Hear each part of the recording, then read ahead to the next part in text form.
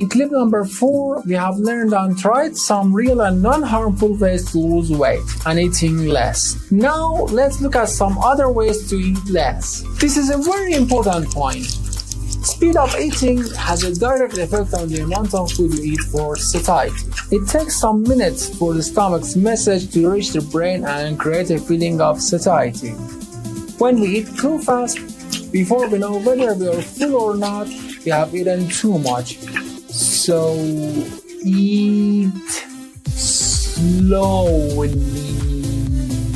You can watch a movie or talk to someone or do any hobby you have while eating to slow down your speed. Always try to eat slowly. Eating is not a competition, and you're not going to be rewarded for speed. Another thing that has helped me eat less is eating while standing. This is very easy to do. You just have to hold the food plate and sometimes take a few slow steps at home or wherever you eat. In this way, you will feel full sooner with a smaller amount of food.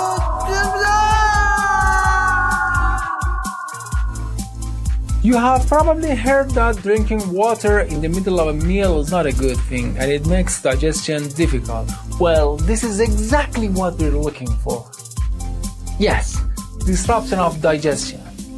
Each person's body absorbs a certain amount of energy after eating food, which is different from others. The lower this amount of absorption of food, the less fat body takes and makes. In this way, the person does not get fat even though he or she eats a lot of food. You have seen some people who eat more than a T-Rex, but they are as thin as a grasshopper.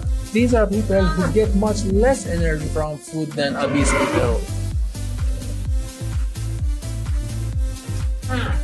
On the other hand, obese people are those who absorb too much energy from what they eat, which makes them fat. In our digestive system, the stomach is an important part. The stomach accepts food as a guest, but attacks it with acid. This acid causes the food to be converted into small particles and ready to be absorbed by the body in the intestine. We want to reduce the amount of energy entering the body by disrupting the digestion process. In this way, you will lose weight without starving. The higher the concentration of the stomach's acid, the better it does its job. We dilute the acid by drinking water at the same time as it tries to digest food, so it cannot do its job as it's supposed to do.